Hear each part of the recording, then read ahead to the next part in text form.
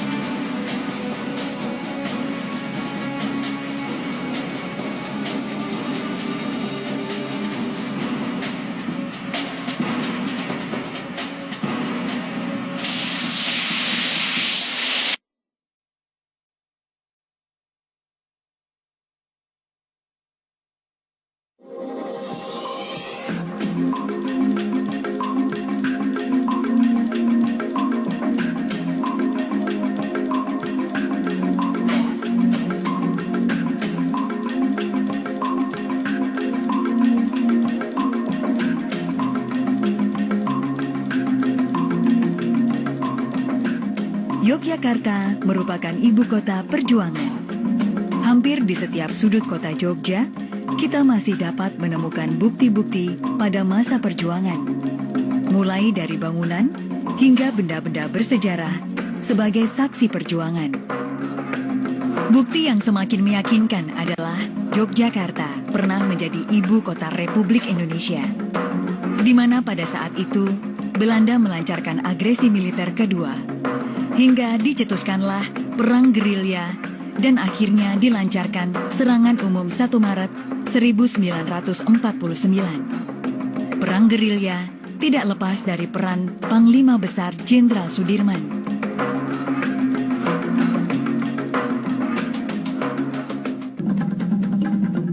Jenderal Sudirman adalah tokoh kemerdekaan yang lahir pada tanggal 24 Januari 1916 di Bodas, Karangjati, Purbalingga, Jawa Tengah. Ayah Sudirman adalah seorang pekerja pabrik gula di Kalibagor yang bernama Karsit Kartowiroji dan ibu bernama Siem yang masih keturunan Wedana dari Rembang. Pada usia 8 tahun, Sudirman kecil diangkat anak oleh Raden Cokro Sumonario, seorang asisten Wedana di Rembang. Sudirman menempuh pendidikan di Hollands Indie School atau HIS, yaitu sekolah rendah dengan bahasa pengantar bahasa Belanda di Purworejo. Setelah lulus, melanjutkan ke sekolah taman siswa, kemudian menempuh sekolah guru di HIK Muhammadiyah Surakarta. Meskipun tidak lulus, Sudirman menjadi guru HIS Muhammadiyah di Cilacap. Karir kemiliteran dimulai pada tahun 1943. Saat itu, Sudirman menjadi anggota pembela tanah air atau disebut PETA. Setelah selesai pelatihan di Bogor, Sudirman mendapatkan pangkat Sodanco dan menjadi komandan batalion PETA di Kroya, Jawa Tengah. Setelah Indonesia merdeka, Sudirman bergabung menjadi Tentara Keamanan Rakyat atau TKR. Saat menjadi anggota TKR, Sudirman berhasil merebut senjata pasukan Jepang dalam pertempuran di Banyumas, Jawa Tengah. Karena kepiawaiannya dalam bidang militer, Sudirman diangkat sebagai Panglima Divisi 5 TKR dengan pangkat kolonel. Perang Perang besar pertama yang dipimpin Sudirman adalah perang melawan tentara Inggris dan Nika Belanda pada bulan November hingga Desember tahun 1945 yang dikenal dengan Pertempuran Palagan Ambarawa. Pertempuran berakhir dengan kemenangan.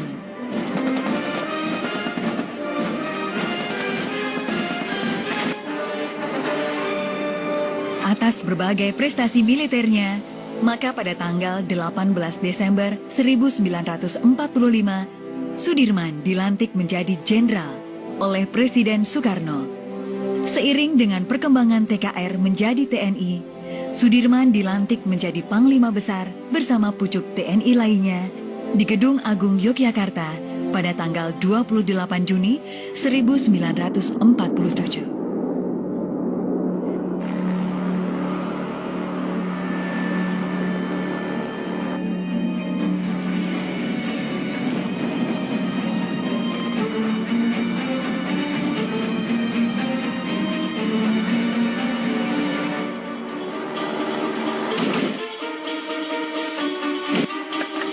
Pada masa agresi militer Belanda kedua atau yang dikenal kalau di sekarang itu adalah masa perang kemerdekaan kedua, yaitu masuknya tentara Belanda pada 19 Desember 48. Nah, ini satu hal yang penting pernyataan Pak Dirman waktu berembuk dengan Bung Karno.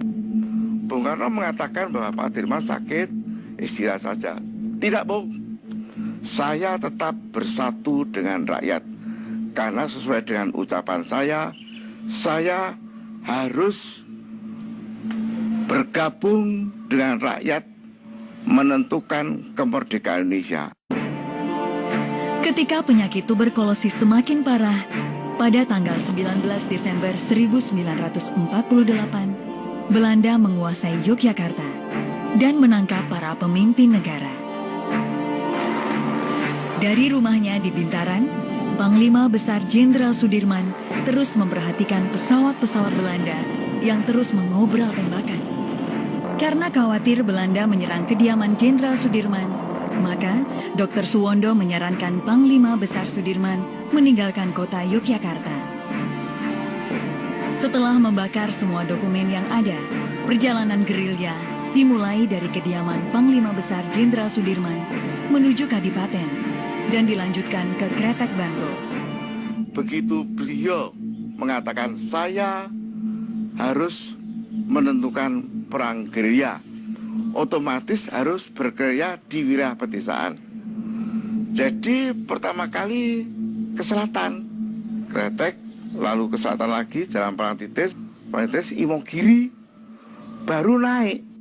Karena sakit yang diderita, tidak memungkinkan sang jenderal berjalan kaki. Untuk tetap melanjutkan gerilya, Panglima Besar Jenderal Sudirman ditandu oleh para pengikut setianya.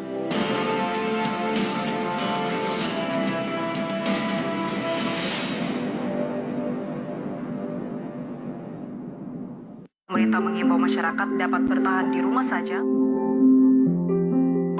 Ini yang membuat saya rindu akan mereka. Walau berjauhan, jarak bukan alasan untuk berhenti mendapatkan pendidikan. Ini adalah tanggung jawab kita bersama. Untuk masa depan anak-anak kita, anak-anak Indonesia. Ancaman virus corona semakin nyata. Bangsa kita harus bersatu padu menghadapinya. Dari pusat sampai ke daerah hingga ke desa-desa. Tokoh formal dan tokoh non-formal, serta para kepala desa, para lurah, hingga ketua RT dan RW harus melakukan sosialisasi secara total. Kepedulian para pemimpin di pusat dan di daerah dapat melindungi bangsa kita dari ancaman virus corona. Bersatu melawan COVID-19. Dipersembahkan oleh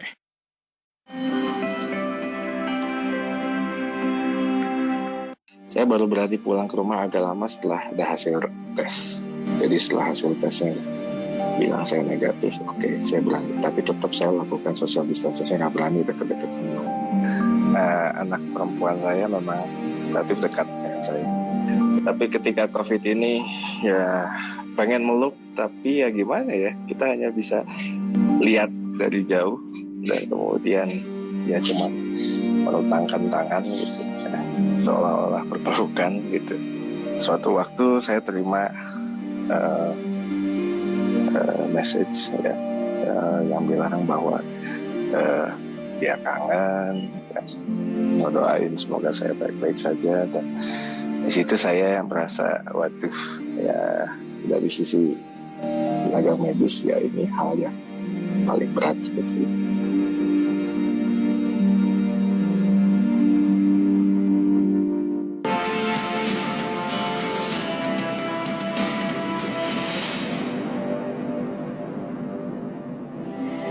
Setelah dari Imogiri, naik ke Panggang. Perjalanan dilanjutkan menuju Palihan Gunung Kidul dengan menggunakan dokar.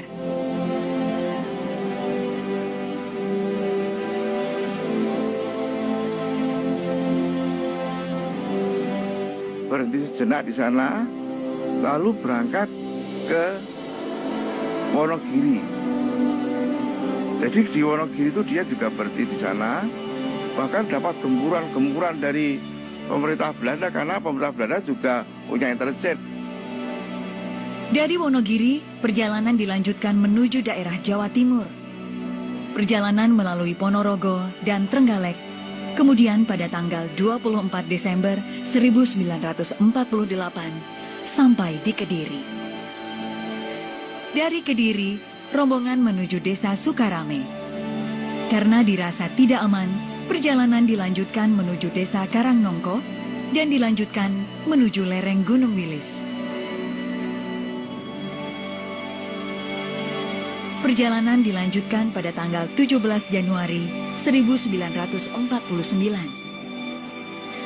Saat dalam perjalanan, terjadi penggeledahan yang dilakukan Belanda. Untuk menghindari kontra dengan pasukan Belanda, rombongan masuk hutan Sedayu dan kemudian menuju sawahan.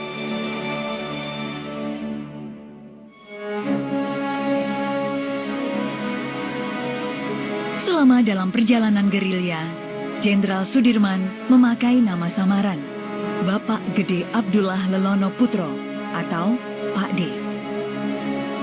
Dari nama samaran itu, beliau lebih leluasa untuk mengundang kurir-kurir yang berkaitan dengan strategi perjuangan gerilya. Surat-surat yang dibuat oleh Pak Dirman itu sangat menentukan strategi perang gerilya dalam arti kaitannya nanti 1 Maret 49.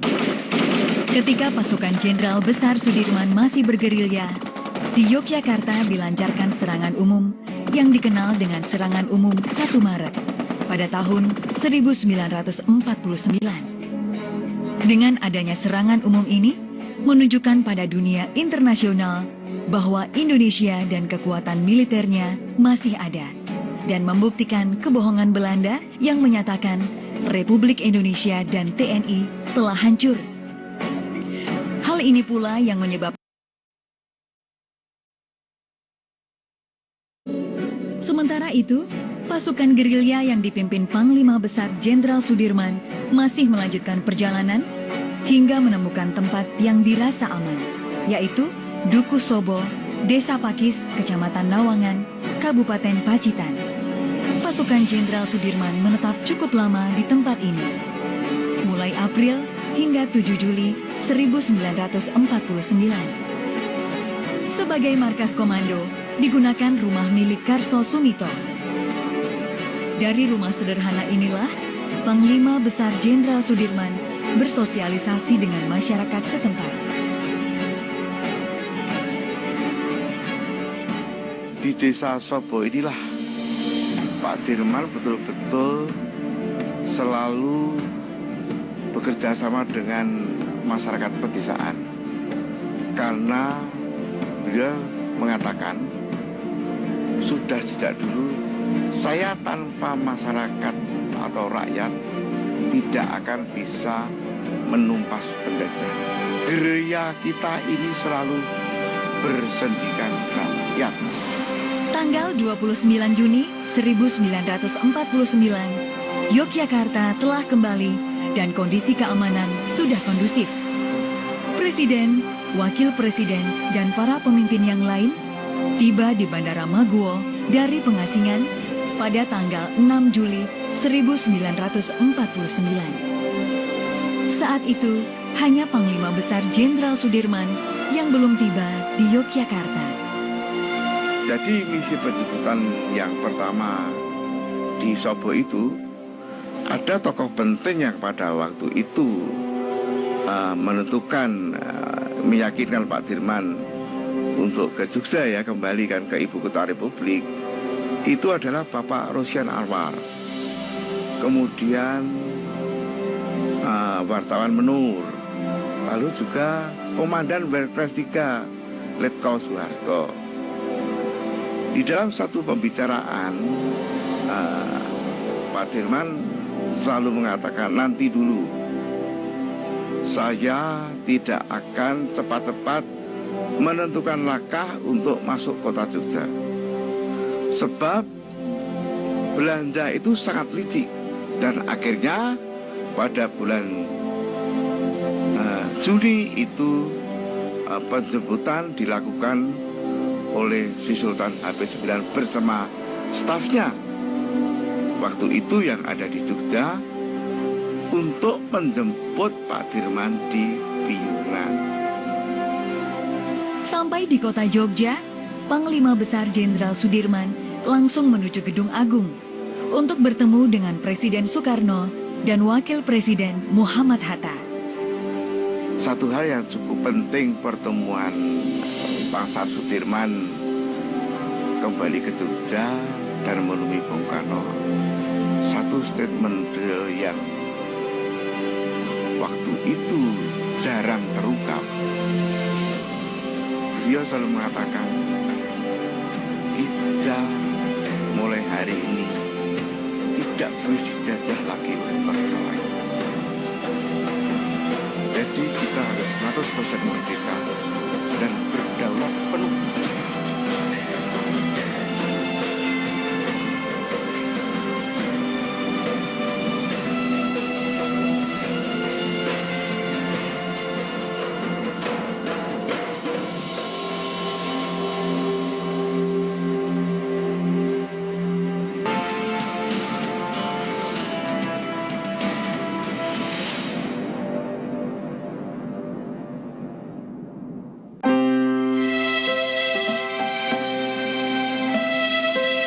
Kamu nggak sekolah?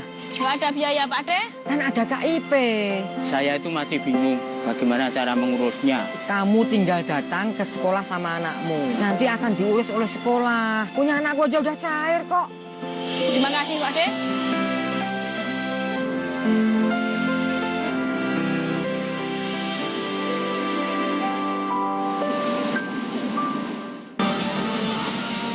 Indonesia, Jamrut Khatulistiwa.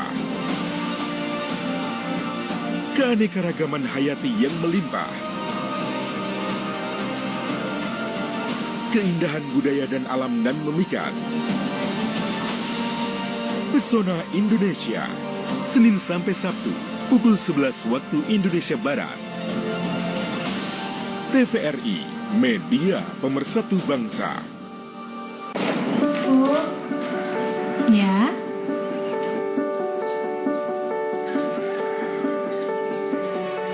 Ini tabungan Intan. Dan ini semua buat ibu ya. Intan gak mau ibu kerja dulu. Intan takut ibu sakit. Iya, Nak. Ibu berangkat kerja ya.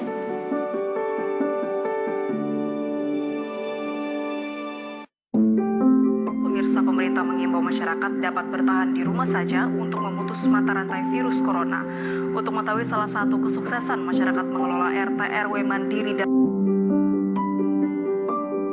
Sudah lama saya tidak melihat senyum anak-anak.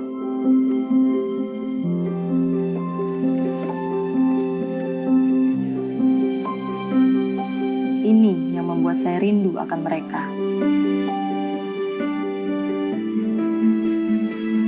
Tetapi saat ini jarak memisahkan kita.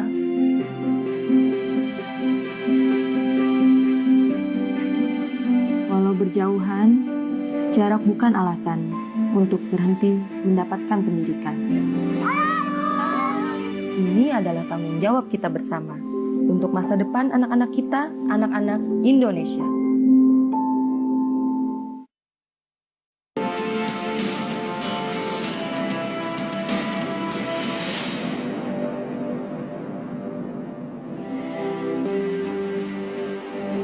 Dalam rangka merintis, memperjuangkan, dan mempertahankan kemerdekaan, meninggalkan jejak-jejak sejarah yang sebagian tersimpan di dalam Museum Benteng Vredenburg.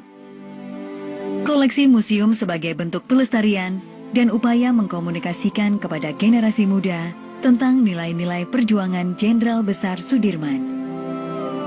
Koleksi Museum Jenderal Sudirman merupakan barang-barang yang menjadi saksi perjalanan gerilya dalam mempertahankan kedaulatan Indonesia. Benda yang dipamerkan meliputi tempat menyarungkan pedang dan sepatu milik Bapak Hadi Harsono. Beliau merupakan Komandan Batalion 1 Bantul. Sebelum melanjutkan perjalanan menuju Panggang, Jenderal Besar Sudirman bermalam di rumah Bapak Hadi Harsono. Kendil Dalung milik Mbah Sayuk. Saat perjalanan gerilya sampai di Palihan, rombongan beristirahat di rumah Mbah Marto Pawiro atau Mbah Sayuk. Rombongan gerilyawan disuguhi 3 butir telur yang direbus menggunakan kendil dalung. Keris Kiai Slamet milik Bapak Sartono.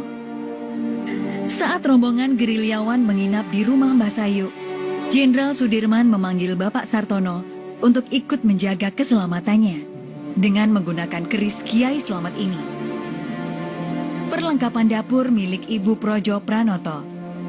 Perlengkapan dapur inilah yang berjasa menyiapkan hidangan untuk makan para gerilyawan yang bermalam di Semanu. Meja kursi tamu dan peralatan minum milik Bapak Imam Supardi. Peralatan tersebut digunakan Panglima Besar Jenderal Sudirman saat menerima penjemputan pertama oleh Letkol Soeharto. Tempat tidur milik Bapak Hadi Siswanto. Untuk menjaga kondisi kesehatan Panglima Besar Sudirman, maka diputuskan bermalam di daerah Piyungan, tepatnya di rumah Bapak Hadi Siswanto. Bapak Hadi Siswanto meminjamkan tempat tidur untuk beristirahat Panglima Besar Jenderal Sudirman. Meja dan kursi tamu milik Bapak Sumarjono BA. Sebelum masuk kota Yogyakarta, rombongan beristirahat di Piyungan, di rumah Bapak Sumarjono. Dengan menggunakan meja kursi inilah, Panglima Besar Jenderal Sudirman beristirahat sebelum bertolak ke kota Yogyakarta.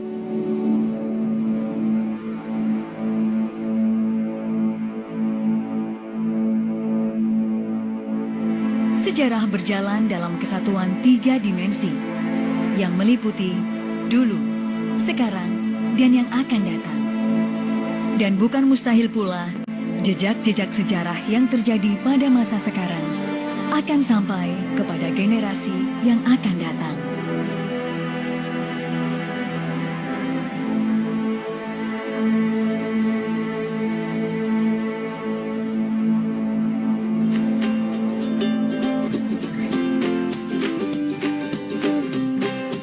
Nah adik-adik, sekarang waktunya menjawab pertanyaan. Pertanyaannya adalah 1. Apa yang bisa kita teladani dari perjuangan Jenderal Sudirman? 2. Bagaimana strategi perang Jenderal Sudirman ketika melawan Belanda? 3. Tuliskan beberapa koleksi jejak-jejak sejarah Jenderal Sudirman di Museum Vredenburg yang menjadi saksi dalam mempertahankan kemerdekaan Indonesia. Dicatat ya. 1. Apa yang bisa kita teladani dari perjuangan Jenderal Sudirman?